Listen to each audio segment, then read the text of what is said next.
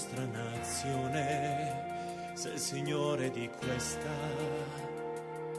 città. Bueno, festejábamos el primer anito de Lucas y fue motivo para encontrarnos como familia, disfrutar el día libre. Gracias a Dios que nos tocó un lindo día, con sol, un poquito de calor, una linda temperatura. Y bueno, disfrutamos de este día en familia, pero disfrutamos también de la naturaleza. Y como teníamos un lugar un poco espacioso y podíamos jugar a la pelota, otros chicos estaban jugando al básquet, otros estaban jugando al tenis, otros andaban correteando nada más. Bueno, uno se cansa, ¿verdad? Especialmente cuando ya tenemos algunos años. Y bueno, ¿qué hice? Me refugié bajo la sombra de la naturaleza, de los árboles. No por mucho tiempo, porque siempre había alguno de los nietos que me venía a buscar para ir a jugar otra vez. Y bueno, por ahí me senté un rato debajo de un árbol frondoso, de un nogal, pero era un poco peligroso, porque cada tanto se desprendía alguna nuez ya madura, entonces preferí correrme de ese árbol a pesar de la buena sombra que tenía. Y creo que a través de la vida siempre hemos disfrutado de las bondades de la naturaleza. ¿Quién no se ha refugiado debajo de algún árbol? ¿Quién no ha buscado el refugio, especialmente en los días calurosos, bajo la frescura de un árbol? Creo que la mayoría de nosotros. Es más, sería torpe no disfrutarlo. Había un arbolito que está creciendo y era muy llamativo, aparte del rico aroma que se sentía, un duraznero que ya está floreciendo. Y era lindo porque no solamente el aroma que desprendían las flores, sino por el colorido de las flores. Pero un tanto peligroso porque andaba un chivo cerca, entonces también me tuve que apartar de ese árbol y bueno, no me quedó otra que seguir jugando con los nietos. Días pasados compartía a nuestro hermano Walter, bueno, algunas virtudes del árbol. ¿Se acuerda qué árbol era? ¿Cuál? Pongámonos de acuerdo. ¿Qué árbol era? ¿Un nogal? No, me parece que no era un nogal, ¿no, Walter? No era un nogal. ¿Qué otro árbol? Un sicomoro era, ¿verdad?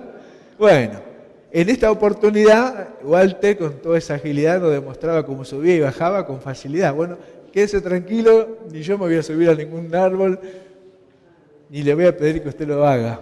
Pero sí, reflexionemos un poco a través de la palabra de nuestro Dios, de algunos árboles que sirvieron para beneficio de muchos, pero también nos sirven más que nada para la reflexión de nuestras propias vidas. El árbol, bueno, sacamos un montón de provecho, sacamos un montón de beneficios, no solamente la sombra, no solamente los frutos que nos da el árbol. Bueno, mucha gente se favorece con la leña. Algunos otros, como bien dice la Biblia, allí en Jeremías, Ezequías, dice que cortan el árbol, con la mitad hacen fuego y cocinan, y con la otra mitad dice, tallan su propio ídolo. Y una vez que lo tiene terminado, dice, bueno, este es mi Dios, y le pide, y le clama, y le suplica, y no toma conciencia que él mismo lo talló, que no tiene vida, que es algo inerte.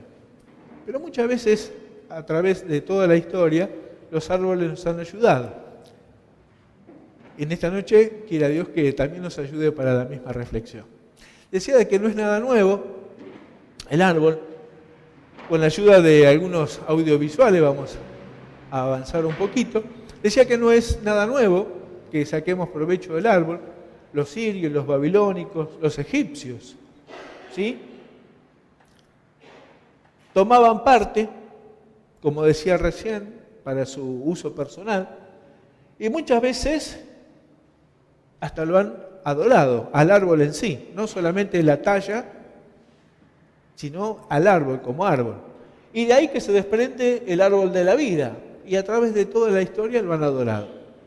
Como decía recién, si avanzamos un poquito, lo practicaban los sirios, también los babilónicos, los egipcios, el pueblo judío, por eso cayó en pecado y más de una vez Dios tuvo que reprenderlo porque adoraban debajo de las encimas, debajo de los árboles, adoraban incluso los árboles, y no se nota muy bien la imagen, pero esta imagen muestra a través de una talla en piedra cómo aquellas antiguas civilizaciones adoraban al árbol. En medio de los dos personajes, no sé si se nota bien, hay un árbol y le están rindiendo culto. Bueno, dice la Biblia que no hay nada nuevo bajo el sol, porque hoy día también la gente lo sigue haciendo. Hoy día, a través de la nueva era y otros grupos espiritualistas, promulgan, difunden el famoso árbol de la vida. Y si no, mire lo que tenemos allí. ¿No les resulta familiar? ¿No les resulta conocido esa imagen? Bueno, quiero decirle que no estoy juzgando su actitud, no estoy juzgando sus sentimientos, mucho menos su intención, pero qué bueno que podamos conocer cuál es la verdadera voluntad de Dios. Y podamos conocer también qué estamos haciendo, a través de diferentes símbolos que están de moda. Hoy día es muy común ver este zarcillo, ver este pendiente en hombres y mujeres. Representa el árbol de la vida. Y quizás nos encontramos adorando, quizás nos encontramos siendo idólatras, quizás nos encontramos siendo parte del paganismo sin saberlo. Pensamos que es lindo, que queda bien, que es una moda. Y la pregunta que yo quiero hacernos en esta noche es: ¿debajo de qué árbol estamos tomando sombra? ¿O debajo de qué árbol nos encontramos? ¿A la sombra de qué árbol nos encontramos?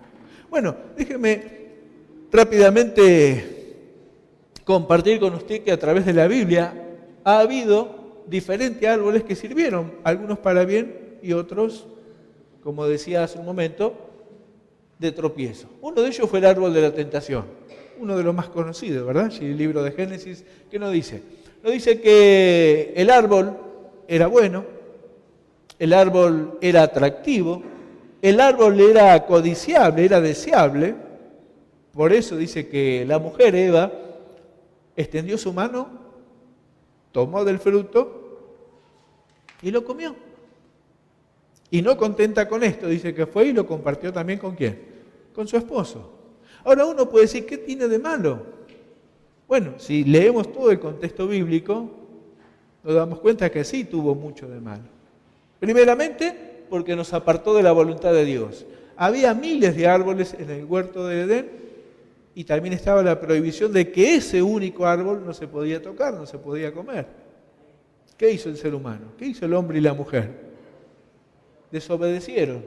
¿Por qué? Bueno, sencillamente porque siguieron detrás de la tentación. Dice que era atractivo, que era deseable, que era codiciable, lo quería para sí. Y digo yo, en estos días, ¿no vivimos situaciones parecidas? Quizás no detrás de un árbol, pero ¿cuántas cosas a nuestros ojos nos resultan atractivas? ¿Cuántas cosas a nuestros ojos nos resultan deseables? ¿Cuántas cosas a nuestro juicio nos resulta codiciable? Una chica, un varón, un vicio, riquezas, poder, fama, popularidad. ¿Cuántas cosas? Hoy día se sigue repitiendo bajo el mismo árbol de la tentación. Y a nuestro juicio, ¿qué decimos? No, pero es atractivo. Pero nadie discuta que sea atractivo. Mire, si no fuera atractivo, ni usted ni yo lo desearíamos. Justamente por eso, porque no es atractivo. Nadie desea lo que no es atractivo. Si no fuese codiciable, si no fuese deseable, que sí lo quiero tener, lo quiero conseguir, bueno, nadie tendría problema. Creo que ninguno de nosotros se esfuerza por aquello que no le gusta, por aquello que no le sirve, por aquello que no le atrae. Bueno, la tentación comienza así. Comienza mostrándonos lo atractivo que está fulano o fulana, y después de eso viene todo lo que ya sabemos. El árbol de la tentación ha sido el primer árbol que trajo problema a la humanidad. Pero en el mismo relato bíblico dice que hay otra circunstancia, hay otro árbol, en este caso un arbusto, ¿sí? Árbol de escondite, ¿Qué dice el pasaje allí, en el Génesis capítulo 3? Dice que Adán y Eva, después que comieron la manzana, simbólicamente, obviamente, no dice la Biblia que haya sido una manzana, dice el fruto que no tenían que comer, dice que después de ello fueron abiertos sus ojos, conocieron que habían pecado y tuvieron miedo. ¿Y qué pasó? Bueno, sencillamente dice el relato bíblico que tuvieron miedo y se escondieron de la presencia de Dios. Bueno, este árbol de escondite, precisamente uno se esconde por estos motivos. Porque nos avergüenza como estamos, nos sentimos desnudos, nos sentimos defraudados, nos sentimos que hemos errado. ¿Y qué es lo primero que queremos hacer? Escondernos. Pero ¿quién podrá esconderse de la presencia de Dios? ¿A dónde podemos escondernos de la presencia de Dios? ¿Bastará un árbol? ¿Será suficiente la sombra de ese árbol para cubrir nuestra vergüenza? ¿Para quitar nuestro miedo? Bueno, evidentemente que no, porque sí el relato bíblico dice que Dios tuvo que cubrir la vergüenza, la desnudez, tanto de Adán como de Eva. Siempre encontramos el amor y la provisión de Dios, que aún, a pesar de nuestra torpeza, a pesar de nuestra rebeldía, a pesar de nuestra desobediencia, Dios sigue proveyendo para nosotros. O sea que tampoco es un árbol conveniente para ninguno de nosotros. Si hemos errado, vengamos a la presencia de Dios. Si nos hemos equivocado, vengamos a la presencia de Dios. Busquemos su perdón, busquemos la restauración, pero no sigamos escondidos. Primeramente porque no alcanza a taparnos, siempre algo se nos va a ver. Es como yo me quiero esconder de usted detrás de este púlpito, imposible. Pues estoy un poquito ensanchado, aparte es transparente, así que me va a ver usted. Sería imposible que me esconda sus ojos. Bueno, de la misma manera es imposible escondernos a los ojos de Dios. Otro árbol que nos va a ayudar a ilustrarnos un poco más sobre este tema es el árbol del enebro. Bueno, quizás este parecería de que es fabuloso, que es bueno, en realidad como árbol sí, porque es frondoso, proyecta buena sombra, crece tanto en los lugares desérticos como en los lugares un poquito más poblados de vegetación. Pero ¿qué característica tiene? Mírenla, vamos a buscar el libro de Primera de Reyes, capítulo 19 y el versículo 4. Vamos a encontrar un personaje conocido y muy famoso, que nadie pensaría que esta persona podía tomar esa actitud. Una persona que días atrás había sido el héroe nacional de Israel. Cuando se enteró de un comentario un poquito acalorado de otra persona, dice que tuvo miedo, que huyó al desierto. Vamos a buscar el versículo, así lo compartimos literalmente, el versículo 4.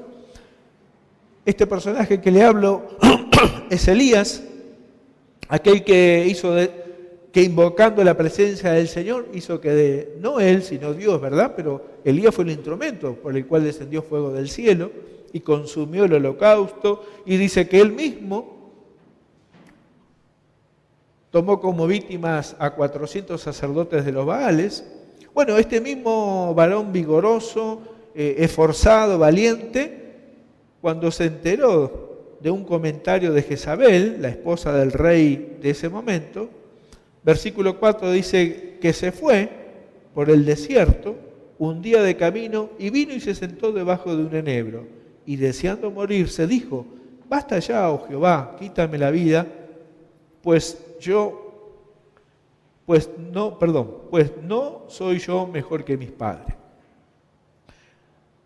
¿Qué consecuencias trae el enebro? ¿Qué nos produce estar debajo de la sombra del enebro? Bueno, primeramente depresión.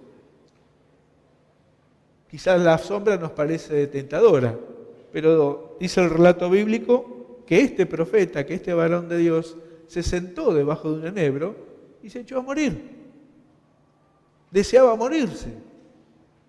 Si eso no es depresión, dígame qué es. Si eso no es pesimismo, él pensaba que no había solución. Después de haber desgollado a 400 varones, profetas de Baal, del satanismo, tuvo miedo simplemente por el comentario de una mujer que dijo que él iba a hacer lo mismo que él había hecho. De repente el mismo varón esforzado que creyó y proclamó la grandeza de Dios, se sintió deprimido. Bueno, si le pasó a esto a Elías, déjeme que le decirle que a cualquiera de nosotros nos puede pasar lo mismo. Es más, cualquiera de nosotros podemos estar pasando por lo mismo. Podemos estar debajo de la sombra del enebro, pero sepamos que esto trae como consecuencia la depresión, el pesimismo y obviamente refleja nuestro estado emocional. ¿Era eso lo que Dios tenía para Elías? ¿Era eso lo que Dios había planificado para el profeta? No, no era eso. ¿Quién lo sentía? ¿Quién pensaba que era así? El profeta, Elías. Mire, Elías fue un gran siervo de Dios, pero fue un hombre, como cualquiera de nosotros, o como cualquiera de ustedes, hermosas mujeres. Somos seres humanos. Y antes que nada, antes que doctores, antes que ingeniero, antes que pastor, antes que profesor, antes que maestro, soy hombre o mujer, esa es mi esencia. Y en cualquier momento puedo encontrarme bajo la sombra de la depresión, bajo la sombra del pesimismo, o preso de mi estado emocional, de lo que siento, de lo que pienso. Ya no importa tanto lo que Dios me dice, es como yo creo, como yo pienso, como yo siento. Y ese es el error. Dios no piensa como pensamos nosotros. Más alto, dice, son sus pensamientos que los nuestros. Dios no siente como sentimos nosotros. Porque nosotros tenemos sentimientos encontrados. A veces tenemos buenos sentimientos, pero al rato estamos teniendo sentimientos malos. Y viceversa. Estamos siempre en esa polaridad. El que tiene pensamientos buenos para nuestras vidas es nuestro Dios, nuestro Creador. Así que salgamos de este enebro, por más preciosa que sea su sombra. Otro que tuvo problema también con la sombra y los árboles fue Jonás. ¿Se acuerda Jonás? ¿Qué le pasó a Jonás? Hay dos canciones infantiles muy conocidas, ¿verdad? Una de Saqueo, que era chiquitita así, y a Jonás, ¿qué le pasó? Se lo tragó un pez. No sabemos si una ballena, dice un pez muy grande, dice la Biblia. Por ahí algunos dicen, no, una ballena es imposible. Bueno, que se traiga un hombre. La Biblia no dice que haya sido una ballena, dice que era un gran pez. Y por ejemplo, por citar uno nada más, no para justificar lo que la Biblia dice, porque se justifica a sí misma, pero por ejemplo, el tiburón ballena está comprobado que puede tragarse un hombre y dos y tres también y no tiene ningún problema. Así que no juzguemos si era ballena o qué lo que era. Jonás tuvo problema y se hizo ¿qué cosa? Una enramada. ¿Por qué se hizo una enramada Jonás? ¿Por qué nos refugiamos debajo de la sombra de algo?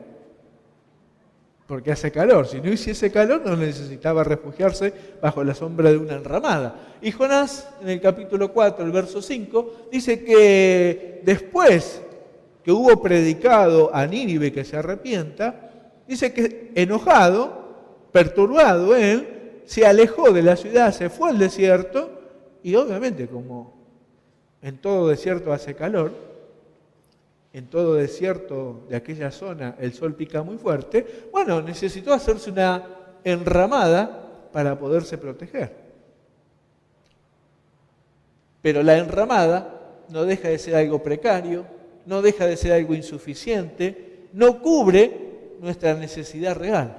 No sé si se alcanza a notar en la imagen, es bastante clara la imagen, y dice que en un lugar desierto, ¿qué puede haber? Arbustos muy pequeños que no nos cubren. No es como el enebro que habíamos visto antes.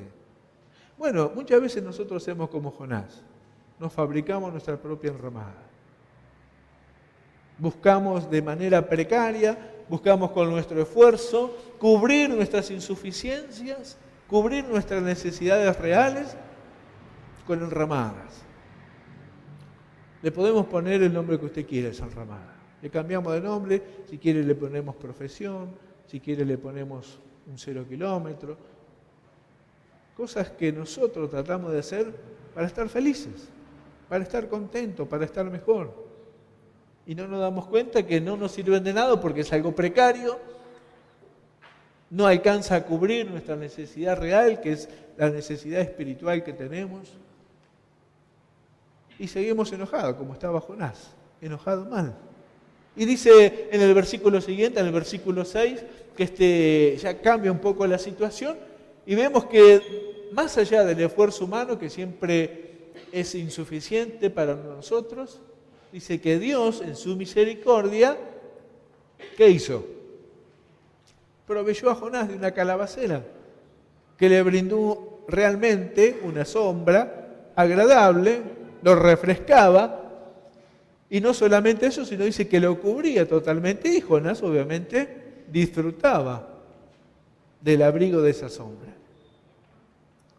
Cuando Dios hace las cosas, cuando permitimos que Dios haga las cosas, bueno, nos beneficiamos grandemente.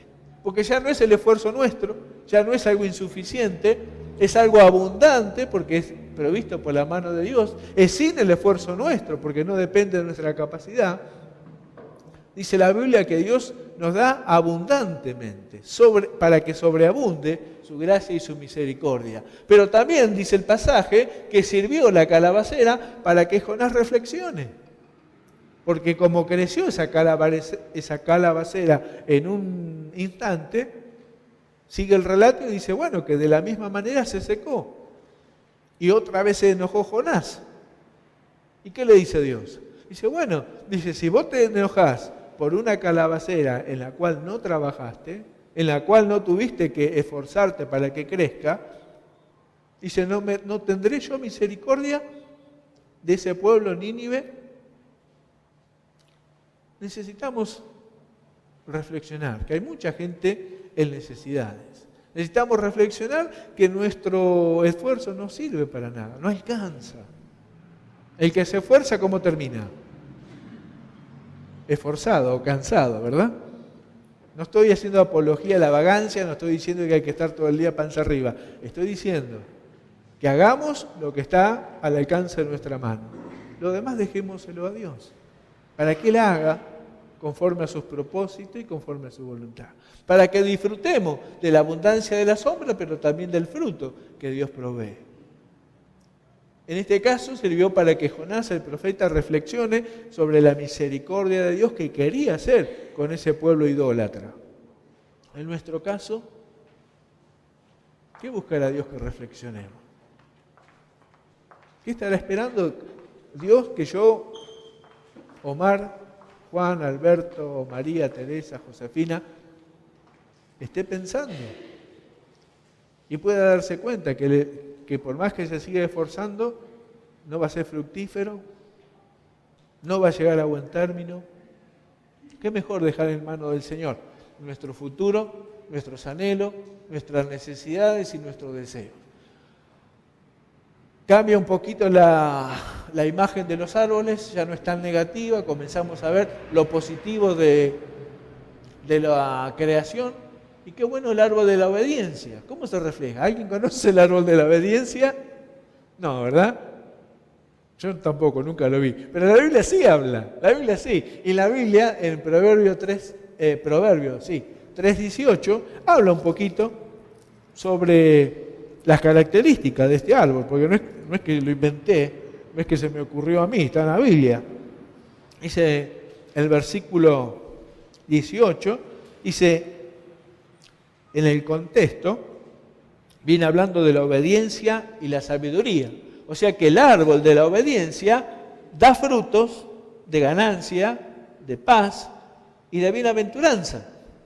Pero ¿qué dice el versículo? Vamos a leerlo, así no estamos adivinando ni pensando cosas extrañas. Dice, ella, la sabiduría, la obediencia, es árbol de vida a los que de ella echan mano. Bienaventurados los que la retienen. Leo de vuelta el versículo. Dice, ella, el árbol, es de vida a los que de ella echan mano, y bienaventurados son los que la retienen. Habla de que la palabra de Dios no es solamente para escucharla por aquí y que salga por acá. No es solamente para que le dé consejos al que está al lado, es para retenerla, es para echar mano de ella.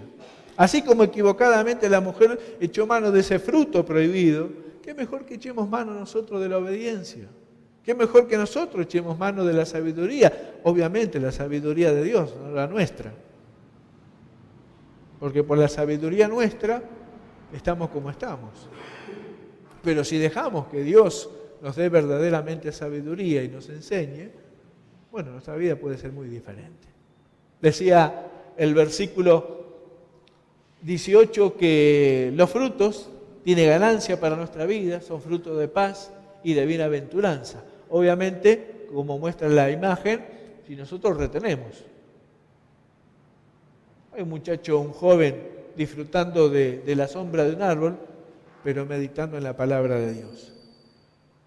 El árbol no sé qué árbol será, pero en el ejemplo de la palabra de Dios, dice que el árbol de la sabiduría provee de esos frutos. Qué bueno que nosotros estemos debajo de la sombra de este tipo de árbol, para que también nosotros alcancemos paz, alcancemos bienaventuranza, para que cada uno de nosotros podamos beneficiarnos en la palabra de nuestro Dios. Hay otro árbol con otras características similares, en este caso es el árbol de santidad. A lo mismo que el árbol de sabiduría no existe como árbol, pero en la palabra de Dios lo ilustra como árbol, y Salmo 1, versículo 3, seguramente usted lo recuerda porque es un salmo muy conocido. ¿Qué dice ese salmo? Salmo 1, verso 3. Dice, mire los frutos de este árbol. Dice, será como árbol plantado junto a las corrientes de agua, que da su fruto a su tiempo y su hoja no cae, y todo lo que hace prospera. Ahora, ¿por qué lo llamamos, o por qué la palabra de Dios lo llama árbol de santidad? Bueno,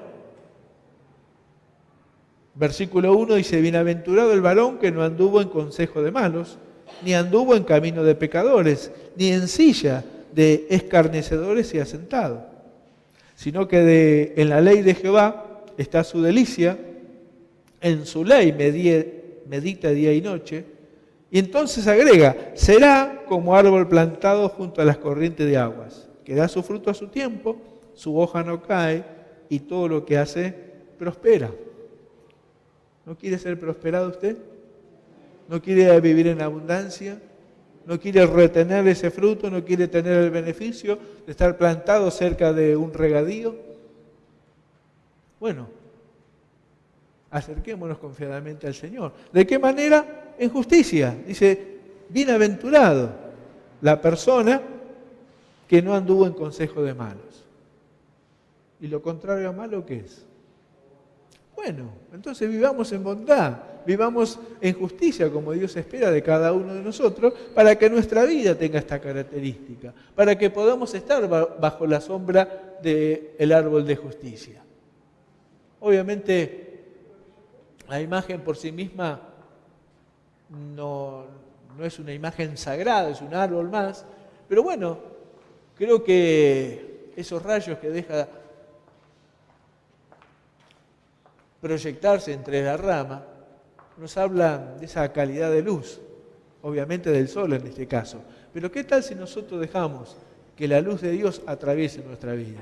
¿Qué tal si cada uno de nosotros somos como estos árboles que permiten que la luz de Dios, la luz del Señor atraviese nuestra vida, alumbre a otros, llene con sus beneficios y podamos también nosotros alimentarnos, servirnos de este bien, deleitarnos en la presencia del Señor? Dice, y su hoja no cae. Obviamente que la mayoría de los árboles llega otoño y se desprenden las hojas, pero también hay árboles perennes que todo el año tienen hojas. Bueno, el cristiano está llamado a esto, a tener una vida abundante, una vida próspera, donde no tenemos necesidad, nada perdemos, nada se nos cae. Quizás se nos caiga alguna moneda por torpe, pero a lo que me refiero a lo más importante, no tenemos pérdidas de valores. No tenemos pérdidas de importancia. ¿Por qué? Porque Dios las retiene. Porque nuestra hoja no cae. Nuestros hijos van a estar seguros, nuestra familia va a estar segura, nuestra economía va a estar segura, nuestra salud va a estar segura, nuestras emociones, nuestros sentimientos van a estar seguros. ¿Por qué? Bueno, porque dice bien claro la palabra que leíamos recién, dice como árbol plantado junto a corriente de las aguas. Mire, tenemos la corriente de agua más segura que la de su Espíritu Santo. Tenemos la corriente inagotable, la que provee ríos de aguas vivas. Mire si vamos a tener necesidad. Mire si algo se nos va a caer o algo vamos a perder. Nada vamos a perder, pero si permanecemos en esta situación, si permanecemos bajo la gracia y la justicia de nuestro Señor, bajo la santidad de nuestro Padre Celestial. Avanzamos un ejemplo más y ya vamos redondeando con esto de los árboles. No es una lección de botánica, ni mucho menos. Simplemente tomar de la misma Biblia lo que nos ilustra, lo que nos muestra. Y acá encontramos el árbol de justicia. ¿Qué característica tiene? Bueno, ¿qué dice el Salmo? El justo florecerá como la palmera. ¿Y cuánto de nosotros nos gustaría estar ahí refrescándonos debajo de esas palmeras? Yo me anoto, no sé usted, a mí me gustaría estar debajo de esas palmeras, en lo posible que no se me caiga ningún coco encima, pero sí me gustaría consumir alguno de esos cocos, ¿verdad? Dice el Salmo 92, Salmo también muy conocido, en el versículo 12, dice, el justo florecerá como la palmera, crecerá como el cedro en el Líbano, plantado en la casa de Jehová. En los atrios de nuestro Dios florecerán, aún en la vejez fructificarán, estarán vigorosos y verdes, para anunciar que Jehová mi fortaleza es recto y que en él no hay injusticia. ¿Por qué no hay injusticia? Bueno, porque estamos como este árbol de justicia, plantados bajo la gracia y la omnipotencia de Dios.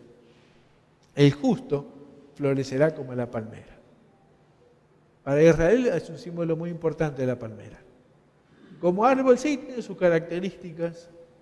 Un árbol que, según dicen los botánicos, lleva años en crecer, pero cuando crece y se desarrolla es uno de los árboles más fuertes. Dicen que la misma proporción de su altura las tienen sus raíces.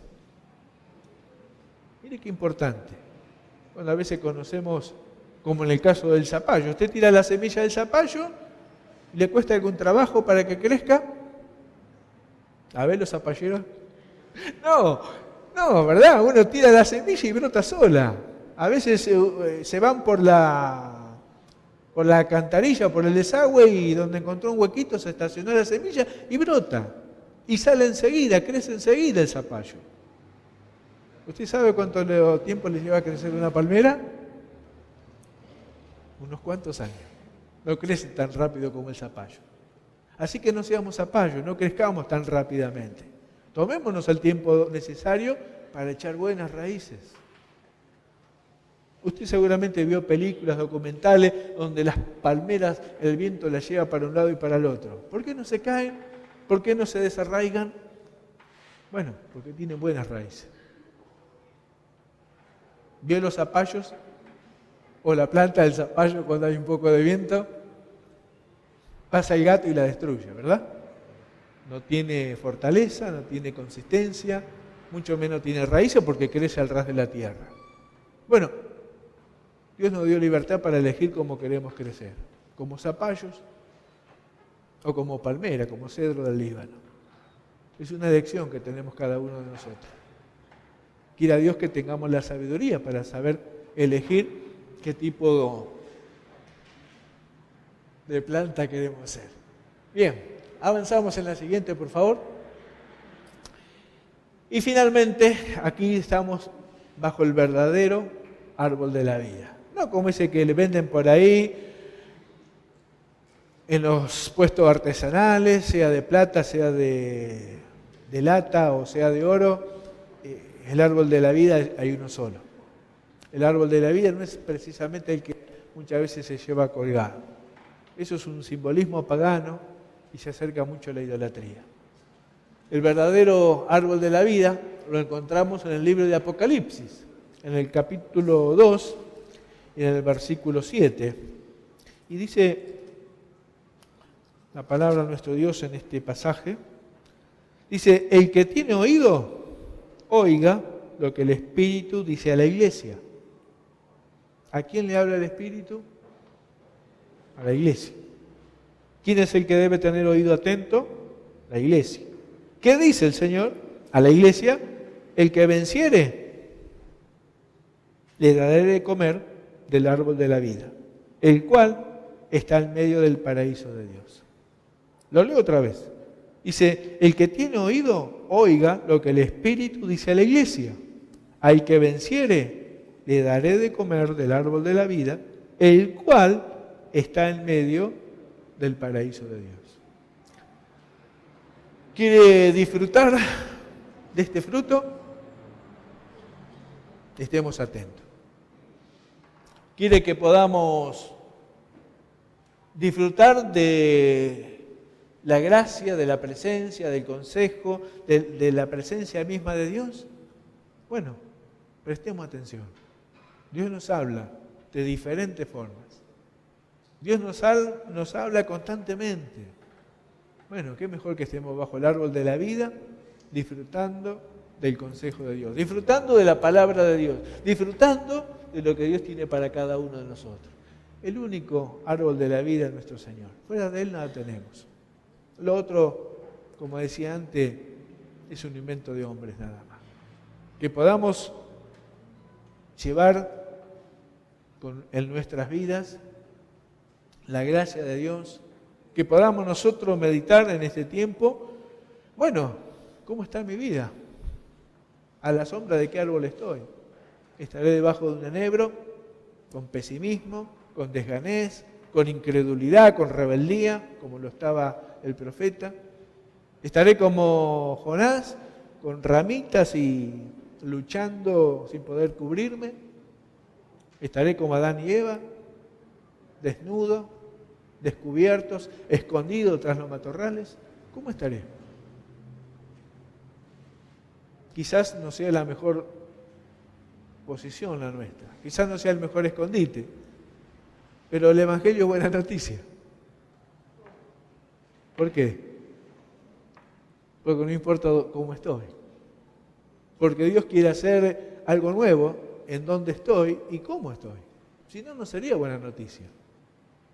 Sería una mala noticia, porque si me puedo dar cuenta de lo mal que estoy y no hay solución, ¿qué tiene de bueno? Pero si estoy mal, estoy en la peor de las condiciones, pero puedo darme cuenta, y puedo darme cuenta también de que hay alguien que me puede ayudar, ¿qué mejor que acudir a Él? ¿Qué mejor que refugiarme bajo las alas del Todopoderoso, bajo su abrigo, bajo la bendición que tiene para mi vida?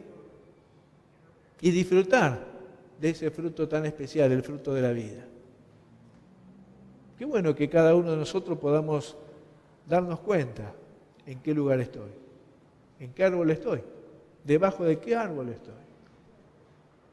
Y tomar la mejor decisión, que venir bajo el abrigo de nuestro Dios, venir al abrigo del Todopoderoso, no solamente para recibir bendición, no solamente para que mi vida sea próspera y fructífera, sino para recibir el consejo que Dios tiene para cada uno de nosotros. Si tomamos el consejo de Dios, seremos sabios también para dar el consejo a otro. Ese otro puede ser tu esposa, puede ser tu esposo, puede ser tus hijos, pueden ser nuestros nietos, puede ser un amigo, un vecino, es más, puede ser hasta tu propio enemigo. Y qué bueno sería que Dios utilice nuestra vida para aún a nuestros enemigos anunciarle las buenas nuevas. Miren, un tiempo atrás cada uno de nosotros fue enemigo de Dios. Y Dios no escatimó esfuerzo para que alguien nos hablase, para que alguien nos transmitiese la justicia celestial, para que alguien nos anunciara la misericordia, para que alguien nos anunciara el amor del Todopoderoso. Y solo por su gracia estamos hoy aquí. Qué bueno sería que cada uno de nosotros podamos ser portadores de estas nuevas. Qué bueno sería que cada uno de nosotros podamos ser mensajeros de paz. Quizás un poco rascarrabia como Jonás, pero finalmente haciendo la voluntad de Dios. Que cada uno de nosotros podamos hacer esta voluntad de Dios que es agradable y que es perfecta. El Señor nos bendiga.